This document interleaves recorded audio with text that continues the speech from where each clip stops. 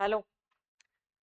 सो JEE mains और NEET की तैयारी कर रहे हैं या फिर आप एडवांस की तैयारी कर रहे हैं, हम एक ईयर लॉन्ग सिलेक्शन सीरीज ऐसी लेके चल रहे हैं जिसके अंदर हम ऐसे केमिस्ट्री के क्वेश्चंस डिस्कस कर रहे हैं टॉपिक वाइज जो बहुत ज्यादा फ्रिक्वेंटली पूछे जाते हैं या फिर जो बहुत ज्यादा रिपीटेड आपके क्वेश्चंस हैं।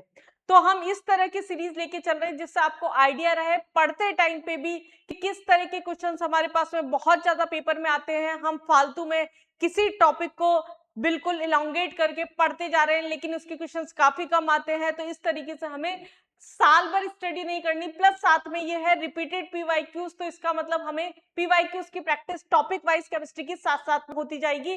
काफी सारे टॉपिक्स हैं जो कि हम कवर कर चुके हैं इनऑर्गेनिक के, पीरियोडिक टेबल के, like atomic radius, ionisation potential, electron affinity, ionisation potential, nature of oxides, bonding के अंदर भी हम काफी टॉपिक्स कवर कर चुके हैं। हाइब्रिडाइजेशन जो कि एक फिक्स क्वेश्चन होता है आपका पेपर का, डायपोल मोमेंट जो हो गया एक फिक्स क्वेश्चन आपका पेपर का होता है। अब हम स्टार्ट करने वाले हैं यहाँ पर हाइड्रोजन बॉन्डिंग। चैनल को सब्सक्राइब नहीं किया है अभी भी कर लीजिए, क्योंकि पूरे साल भर आपका इस तरह का काफी सारा कंटेंट है जो कि आपके सिलेक्शन में हेल्प करेगा आने वाला है। फर्स्ट क्वेश्चन से स्टार्ट करते हैं हम यहाँ पर हाइड्रोजन बॉन्डिंग के। 2026 का हमारे पास में ये क्वेश्चन है, लेकिन ये मिक्स क्वेश्चन है आपका। यहाँ पर क्या बोला, जो हमारे पास में वेट कॉटन क्लॉथ जो कि सेलुलोज के बने हुए होते हैं, जिसके अंदर हमारे पास जो कार्बोहाइड्रेट बेस्ड है उनका ज्यादा टाइम लगता है ड्राई होने में एज कंपेयर टू जो कि नायलॉन के बने हुए होते हैं। आपने घर पे भी देखा होगा नायलॉन के जो कपड़े होते हैं वो बहुत जल्दी से सूख जाते हैं, जबकि सेलुलोज जो थ्रेड्स के बने हुए कपड़े होते हैं वो टाइम लेते हैं। अब रीजन क्या है उसका वो बात की बात है, लेकिन ये स्टेटमेंट सही है। अगर हम प्रैक्टिकली जानते हो तो हमें ये बात पता है, लेकिन क्या इसके पीछे एक्चुअल में रीजन है। सेलुलोज जो होता है वो कार्बोहाइड्रेट है हमारे पास में, पॉलीसेकेराइड है जो नंबर ऑफ मोनोसेकेराइड्स मतलब स्मॉलर यूनिट से मिलकर बना हुआ होता है, जिसके अंदर OH काफी ज्यादा प्रेजेंट होता है। वो OH क्या करता है, वाटर के साथ में लार्ज अमाउंट में हाइड्रोजन बॉन्डिंग कर लेता है। सेलुलोज के अंदर क्या है हमारे पास में, OH जो है वो हाइड्रोजन बॉन्डिंग कर रहा है वाटर के साथ में बहुत ज्यादा लार्ज एक्सटेंट के ऊपर। जबकि अगर हम नायलॉन के स्ट्रक्चर की हम बात करते हैं, नायलॉन के अंदर हमारे पास में क्या होता है, जब आप पॉलीमर पढ़ेंगे वो एडवांस का ही टॉपिक है, उसमें देखेंगे वहां पर अमाइड लिंकेज होता है तो कुछ OH ग्रुप प्रेजेंट है, बाकी CONH ग्रुप का लिंकेज यहाँ पर प्रेजेंट होता है, जहां हाइड्रोजन बॉन्डिंग के चांस कम हो जाते हैं। क्योंकि यहाँ पर वाटर के अंदर बॉन्डिंग ज्यादा प्रेजेंट होती है, वो टाइटली बॉन्डेड होते हैं, सेल्यूलोज के जो कपड़े होते हैं हमारे पास में, तो उसकी वजह से वो वाटर को एब्जॉर्ब करके रखते हैं, इजीली लिबरेट नहीं करते, तो हमारे पास में उनको सूखने में जो होता है वो टाइम लगता है। अच्छा कॉन्सेप्ट बेस्ड क्वेश्चन था ये हमारे पास में। सेकंड पॉइंट यहाँ बोला था intermolecular hydrogen bonding with water molecule is more in nylon based. ये सेकंड स्टेटमेंट आपका गलत हो गया कि नायलॉन के अंदर इंटरमोलिकुलर हाइड्रोजन बॉन्डिंग ज्यादा होती है, बिल्कुल भी नहीं, आपकी सेल्यूलोज के अंदर आपकी ज्यादा होती है। तो फर्स्ट स्टेटमेंट आपका सही था और सेकंड स्टेटमेंट यहाँ पर गलत हो गया। नेक्स्ट क्वेश्चन पे आते हैं हम यहाँ पर। ये एक रिपीटेड क्वेश्चन है आपका, ऑर्गेनिक और इनऑर्गेनिक के कंपाउंड्स मिला के। यहाँ पर नॉर्मल ये पूछा गया है कि इंट्रामोलिकुलर हाइड्रोजन बॉन्डिंग किसके अंदर प्रेजेंट है। इंटर और इंट्रा में डिफरेंस, इंटर जो होता है दो मॉलिक्यूल्स के बीच में प्रेजेंट होती है, इंट्रा जो होती है वो एक ही मॉलिक्यूल के दो एटम के बीच में होती है। वाटर हो गया आपका, अल्कोहल हो गया, अमाइन हो गया, ये तो क्या है आपस में लिंक होते जाते हैं। अगर हम H2O के स्ट्रक्चर की बात करते हैं तो ये कुछ इस तरीके से हाइड्रोजन बॉन्डिंग करता जाता है। लेकिन अगर ऑर्गेनिक कंपाउंड्स में कोई भी ग्रुप अगर ऑर्थो पोजीशन पर है, हाइड्रोजन FON के साथ में प्रेजेंट है, यहाँ पर अगर मैं इसका स्ट्रक्चर खोल के बनाऊं तो ये हमारे पास में कुछ ऐसा स्ट्रक्चर बनता है, ऑक्सीजन हाइड्रोजन के साथ में इंट्रामोलिकुलर हाइड्रोजन बॉन्डिंग कर लेता है। तो एक रिपीटेड क्वेश्चन है आपका जो कि पेपर में बहुत ज्यादा रिपीट होता है। आपका 2024 का ये क्वेश्चन था जो कि 3-4 सेट में पहले भी आ रखा है ऑप्शंस के अंदर। अगला ये बहुत सारे स्टेटमेंट बेस्ड क्वेश्चन है, जेईई मेंस 2024 का ही आपका क्वेश्चन है। देखते हैं, hydrogen bonding exist where hydrogen is covalently bonded to highly electronegative element. ये स्टेटमेंट सही है। अब हाईली कौन से कितने, ये हमारे पास में यहाँ पर मैटर करता है। तो ये फर्स्ट स्टेटमेंट आपका सही है, intermolecular hydrogen bonding is present in orthonitrophenol. अब पहली बात तो जो बच्चे ऑर्गेनिक पढ़ चुके हैं उनको तो नाम पता होगा, जिन्होंने स्टार्ट किया है अभी अगर 11th में आप हैं तो आपको नहीं पता होगा ऑर्थोनाइट्रोफिनॉल, ये पहले वाला ही स्ट्रक्चर है। हमने इससे पहले वाला जो क्वेश्चन किया था वही स्टेटमेंट में डाला हुआ क्वेश्चन है। ऑर्थो नाइट्रोफिनॉल के अंदर आपका क्या प्रेजेंट है, यहाँ पर इंट्रामोलिकुलर हाइड्रोजन प्रेजेंट है। यहाँ स्पेसिफाई कर रखा था कि इंट्रामोलिकुलर हाइड्रोजन बॉन्डिंग प्रेजेंट है, तो ये स्टेटमेंट आपका क्या हो गया, यहाँ पर गलत हो गया। अगला, the magnitude intramolecular hydrogen bonding is present in HF, वापिस ये हमारे पास गलत हो गया। HF जो है हमारे पास में लीनियर मॉलिक्यूल है, अगर ये लीनियर है तो ये अगले वाले के साथ में ऐसे ही जुड़ेगा, तो इन दोनों के बीच में क्या हो रही है, आपकी इंटरमोलिकुलर हाइड्रोजन बॉन्डिंग हो रही है। तो ये स्टेटमेंट भी आपका यहाँ गलत हो गया। करेक्ट स्टेटमेंट्स आपके यहाँ पर पूछे थे। The magnitude of hydrogen bonding depends upon physical state of the compound, बिल्कुल जैसे अगर हम प्रैक्टिकली एग्जांपल से बात करें, आइस हो गया या वाटर हो गया, तो उस कंडीशन के अंदर आइस के अंदर इंटरमोलिकुलर हाइड्रोजन बॉन्डिंग ज्यादा होती है, वाटर मॉलिक्यूल्स में लीनियर होती है, कम होती है। तो फिजिकल स्टेट पे आपका ये बिल्कुल डिपेंड करता है, ये स्टेटमेंट आपका सही हो गया। Hydrogen bonding has powerful effect on the structure and properties of compound. Obvious सी बात है, हम काफी सारी प्रॉपर्टीज पढ़ते हैं, मेल्टिंग पॉइंट पढ़ रहे हैं, बॉइलिंग पॉइंट पढ़ रहे हैं, सॉल्युबिलिटी पढ़ रहे हैं यहाँ पर, या फिर अगर हम बात कर रहे हैं कौन ज्यादा वॉलेटाइल है, कौन ज्यादा विस्कस है, इस तरह की काफी प्रॉपर्टीज जो है हाइड्रोजन बॉन्डिंग जो है वो डिसाइड करता है। तो ये स्टेटमेंट भी आपका सही है। तो आपका A, D और E जो होता है यहाँ पर सही स्टेटमेंट है। तो आपको पॉइंट वाइज बिल्कुल क्लियर होनी चाहिए स्टेटमेंट्स और कॉन्सेप्ट, तब जाके इतने मल्टीपल चॉइस वाले क्वेश्चन आप कर सकते हो। जेईई मेंस 2026 में केमिस्ट्री में ट्रेंड चेंज किया गया, जिसके अंदर स्टेटमेंट बेस्ड इस तरह के क्वेश्चंस आपके ज्यादा डाले गए हैं, जिसके अंदर टॉपिक्स को भी काफी मिक्स किया गया है। यहाँ तो चलिए, यहाँ तक के साल में क्या था आपका, एक ही पर्टिकुलर टॉपिक पे घुमाया हुआ था, लेकिन 26 के क्वेश्चंस अगर आप एनालाइज करेंगे तो 3 चैप्टर के अलग अलग टॉपिक मिला के एक क्वेश्चन पुट किया गया है।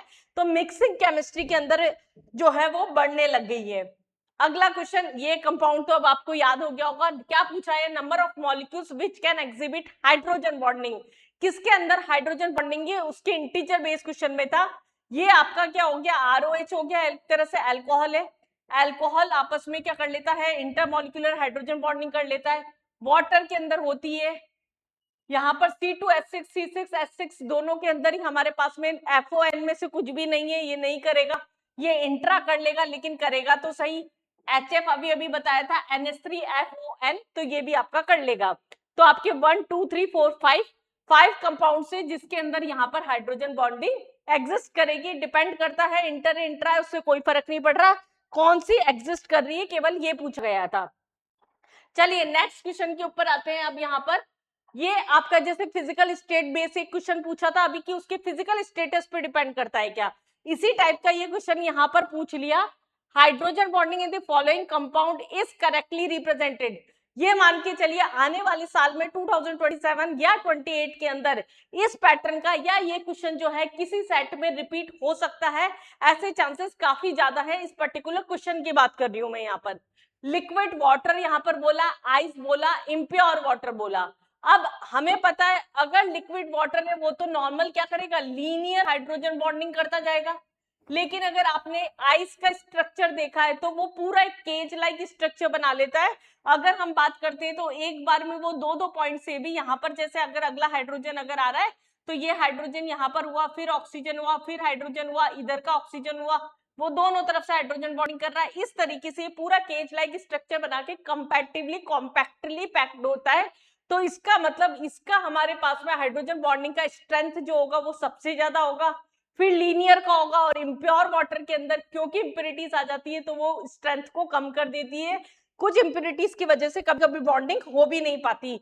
तो आपका आइस का हाइड्रोजन बॉन्डिंग का स्ट्रेंथ सबसे ज्यादा होता है, फिर लिक्विड हमारे पास में नॉर्मल वाटर है तो उसका होता है, फिर इम्प्योर वाटर का होता है। नेक्स्ट अगर हम बात करते हैं यहाँ पर correct order of increasing intermolecular hydrogen bonding strength. अब यहाँ पर स्ट्रेंथ कैसे निकालें, सबसे पहले तो ये चेक कर लीजिए, इंक्रीजिंग डिक्रीजिंग बात की बात है, हाइड्रोजन बॉन्डिंग सब में हो भी रही है या नहीं हो रही। HCN के अंदर होगी और यहाँ पर हमारे पास में NH3 दोनों के अंदर होगी, ये तो चीज प्रेजेंट है हमारे पास में, और H2O में भी होगी। पर क्या ये स्टेटमेंट है यहाँ पर CH4 आ गया, इसके अंदर तो होगी नहीं, यहाँ हमारे पास में CH4 है, ये पीछे पीछे दिख रहा है, इसका मतलब ये आंसर होने के चांसेस बहुत ज्यादा है, इसमें नहीं होगी, तो ये हमारे पास ऑप्शन वैसे ही हट गया। इन दोनों में से आंसर आपका हो सकता है। और अगर हम बात करते हैं H2O और NH3 में, H2O के अंदर दो साइड प्रेजेंट होती है ऑक्सीजन से, जहां से हाइड्रोजन बॉन्डिंग हो सकती है, जैसे हमने अभी आइस के स्ट्रक्चर में देखा था। आइस के स्ट्रक्चर में देख सकते हैं एक ऑक्सीजन दो तरफ से हाइड्रोजन बॉन्डिंग कर पा रहा था। तो इसका मतलब यहाँ पर NH3 के कंपेयर में H2O की हाइड्रोजन बॉन्डिंग की टेंडेंसी जो होगी वो ज्यादा होगी। तो आपका ये स्टेटमेंट भी यहाँ पर क्या हो गया, गलत हो गया। हम बात करते हैं NH3 HCN, और हमारे पास इधर HCN जो होगा वो लीनियर होगा, ट्रिपल बॉन्ड एन है, फिर इसके साथ में सिर्फ इस तरीके से वो हाइड्रोजन बॉन्डिंग कर पाएगा। जबकि NH3 की अगर हम बात करते हैं तो ये हमारे पास में क्या करेगा, दो तरफ से बॉन्डिंग कर सकता है, अगर एक H+ रिलीज हो सकता है। और इलेक्ट्रोनेगेटिविटी वाइज भी अगर हम बात करें तो NH3 का जो होगा बॉन्ड स्ट्रेंथ वो ज्यादा होगा। तो आपका जो आंसर हो गया वो क्या हो गया, यहाँ पर सी हो गया। नेक्स्ट क्वेश्चन पे हम बात करते हैं यहाँ पर CuSO4 5H2O। एक बार ये क्वेश्चन एडवांस में पूछा गया था, उसके बाद दो तीन बार घुमा फिरा के, कभी मोल कॉन्सेप्ट में, कभी किसी तरीके से, कभी कोऑर्डिनेशन कंपाउंड में इस क्वेश्चन को डाला गया। लेकिन ये एक रिपीटेड क्वेश्चन है आपका, जो कि बच्चों को एकदम से स्ट्रक्चर देख के समझ में नहीं आता कि इसका स्ट्रक्चर ही कैसे बनेगा। यहाँ पर क्या बोला, number of hydrogen bonded water molecules associated with stoichiometry this. हमारे पास में वाटर मॉलिक्यूल्स जो होंगे वो हाइड्रोजन बॉन्डिंग से कितने अटैच्ड हैं। अगर हम इसके स्ट्रक्चर की बात करते हैं, Cu+2 होता है, यहाँ पर H2O, चार हमारे पास में जो ऑक्सीजन होते हैं H2O वो इस तरीके से यहाँ पर ज्वाइन होते हैं। ऑक्सीजन जो है ये चार तो हमारे पास में इस तरीके से नॉर्मली ज्वाइन है।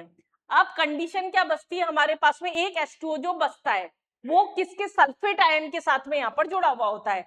सल्फेट आयन का जो स्ट्रक्चर होता है हमारे पास में वो यहाँ पर इस तरीके से ये प्रेजेंट है, यहाँ नेगेटिव चार्ज होता है, और बचा हुआ एक H2O जो होता है वो क्या करता है, यहाँ पर हाइड्रोजन बॉन्डिंग करता है।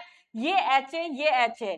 अब इसकी बॉन्डिंग क्या होती है, कुछ इस तरह से होती है कि यहाँ से तो ये इससे जुड़ा होता है, और हाइड्रोजन बॉन्डिंग से यहाँ इससे जुड़ा हुआ होता है। तो एक ये मोस्ट इंपॉर्टेंट क्वेश्चन है, मैं बोलूंगी आपको इसका स्ट्रक्चर याद होना चाहिए। कोऑर्डिनेशन कंपाउंड में आपको हो सकता है 12th के अंदर ये क्वेश्चन देखने को मिले, या फिर इस चैप्टर में भी कभी देखने को मिल जाए। तो केवल एक हमारे पास में H2O का मोल है जो कि यहाँ पर हाइड्रोजन बॉन्डिंग जो है कर रहा है। जिन बच्चों को इसका स्ट्रक्चर नहीं आता है वो अपनी कॉपी में नोट डाउन करके रख ले, कहीं पर बना के रख ले, क्योंकि ये क्वेश्चन जो है एक रिपीटेड क्वेश्चन आपका आने वाले टाइम पे हो सकता है। इस तरह के काफी सारे टिप्स ट्रिक्स, किस तरह के क्वेश्चन रिपीट हो सकते हैं, किस तरह से आप केमिस्ट्री का स्कोर बूस्ट कर सकते हैं, इस तरह के कंटेंट को मैं चैनल पे कंटिन्यूसली डालती जा रही हूँ। टॉपिक वाइज हमारे मोस्ट रिपीटेड पीवाईक्यूज चैनल पर चल रहे हैं। अगर अभी भी चैनल को सब्सक्राइब नहीं किया कर लीजिए। नेक्स्ट टॉपिक जो आने वाला है वो आपका बॉन्ड पैरामीटर्स होगा। बॉन्ड पैरामीटर्स में जनरली बच्चों को दिक्कत आती है बॉन्ड लेंथ में, बॉन्ड एंगल में, इस तरह के टॉपिक्स में। मिलते हैं नेक्स्ट वीडियो में।